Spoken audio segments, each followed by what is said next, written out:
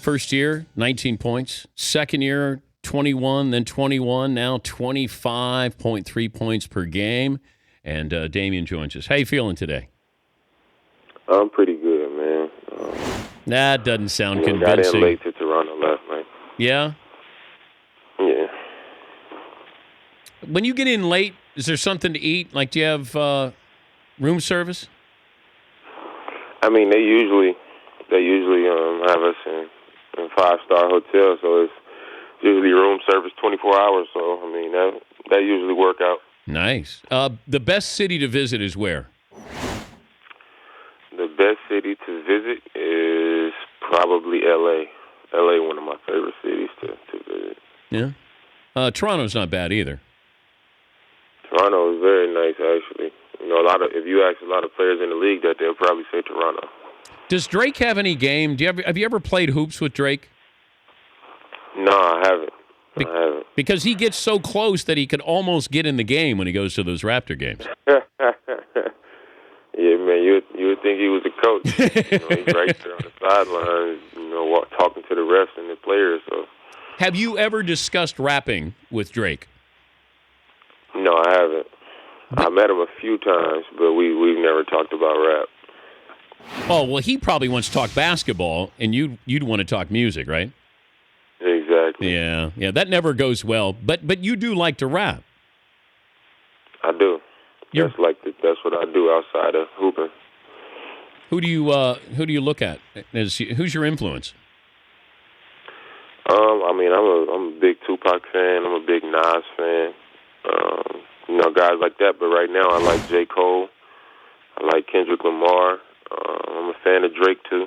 But J. Cole is probably my favorite right now. Kendrick Lamar just came on the scene and killed it. Yeah, because he's real, man. I think he puts out a real message.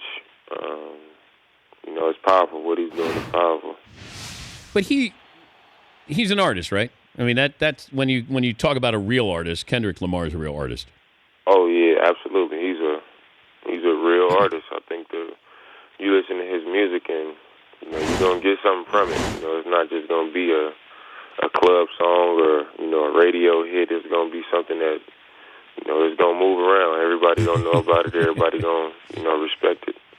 I was wondering that I was looking at the Cavaliers and Kyrie Irving situation, and then started to wonder about with you guys on the Portland Trailblazers that you and C.J. McCollum, didn't you spend 4 years in college each? Yeah, both of us. But how important is that to sort of develop in those 4 years with a team and kind of figuring out as opposed to going? Would you have been able to go into the NBA after your freshman year? Absolutely not. I think it's different for certain guys. Some guys, you look at Anthony Davis, went to school 1 year and he was the number one pick. And that was just his time. I mean, he was the best player available. He was, 6'10" and long and athletic, and that, he had the skill set.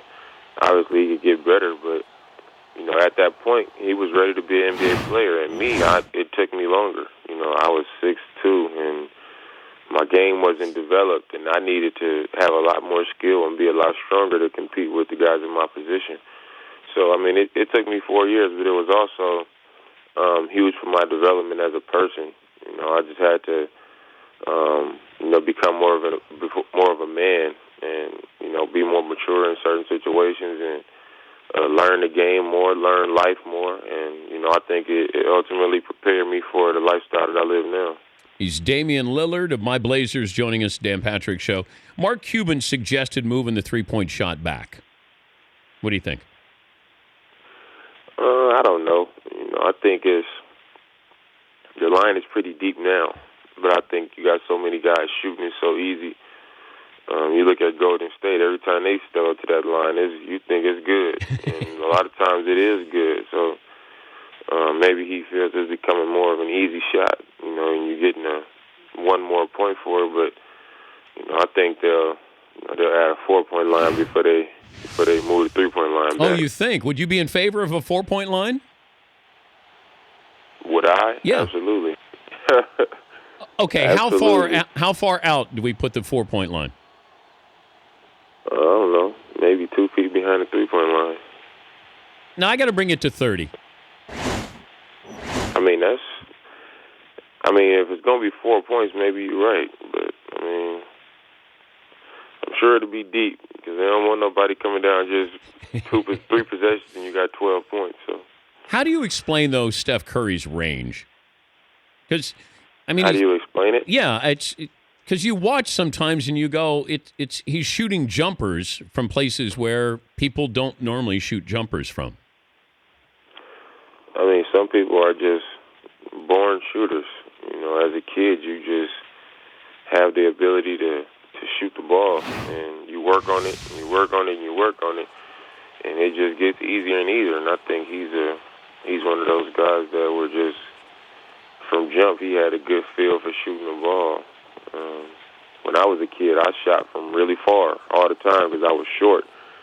So I would shoot from really far back, and now, you know, shooting from deep is not a problem. Not making the All-Star team. How's that affect you now? I know that you're probably upset in the moment, but still there with you each day, each game?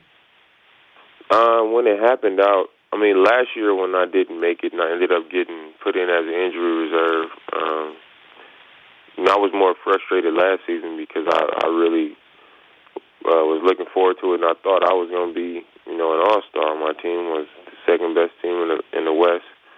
I was having a big year, and you know, that was that. I was really frustrated last season, but because of last season, coming into this season, I just was expecting the worst. You know, I kind of was expecting for it to happen. You know, it was a little bit frustrating because I was, you know, in the top 6 in scoring and assists, and my team was, you know, in 7th place going into the All-Star break. So I was just like, wow. You know what I mean? I was just out of my control. You know, something had to go wrong or something.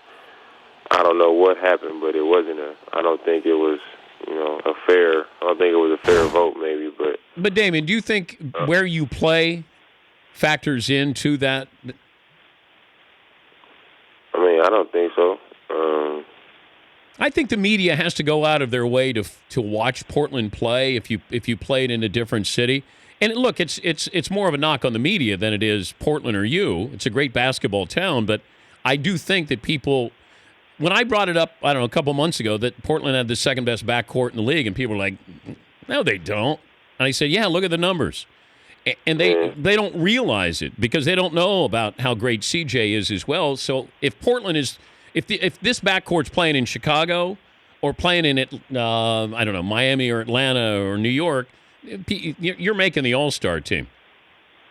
Yeah, I'm not going to say you're wrong, but what I'm saying is that's why I say something, you know, maybe went wrong or,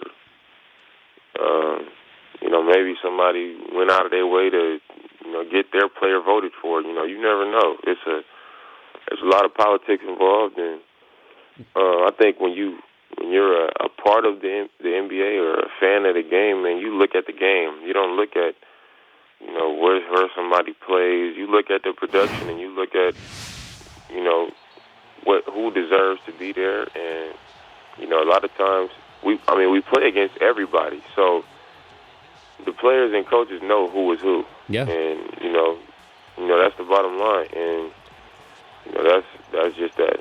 Well, I also think that they forgot how great LaMarcus Aldridge was when he was in Portland as well. I think the media is lazy in general, that you almost have to spoon feed them to say, watch this team, or this where you can find that team on. Will you watch the Thunder and Warriors tonight since you have the night off? Absolutely. Really? Yeah, I mean, I'm a fan of the game. Anytime we got a day off and games are on, I'm going to click back and forth between every game. But, I mean, this game, you know, I watched the last 2 Golden State OKC games, and they both been really good games. And you could tell both teams really want to beat each other, and that always makes for a great NBA game. All right, but tell me the guilty pleasure, the show you're embarrassed to admit that you watch, if you're not watching your NBA season pass. You said my what? The show that you might be watching that is not basketball related, maybe something that you might not want to reveal? You might be embarrassed by it, like Real Housewives of L.A. or something like that. Oh no, I don't watch nothing like that. I watch. I just got done watching a show called Revenge. It's probably considered more of a female show. But that's it. All the other shows I watch, everybody else probably watch them too. The Blacklist. Well, you're watching Kardashians too. You love the Kardashians, right? I probably watched maybe 2 episodes of that show. Oh, okay. All right. I ain't a fan of reality TV. Did you watch The Wire? I love The Wire. Man, The Wire was sick. Yeah. Do you have a character on The Wire that you would have been? I don't know. I think it was so many twists and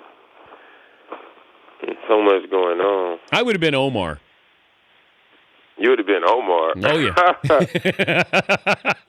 Hey, that's saying a lot right there. Yes, man. it is. Yes, it is. You see me coming. You better keep moving, Damian. I'm Omar. Yeah. Omar coming. Coming through there, whistling with the shotgun. Hey, enjoy your night in Toronto. Better yet, enjoy your night tomorrow night in Toronto. And good to visit with you. All right, thanks, man. All right, it's Damian Lillard. Keeping it real by keeping it real. With a deep voice.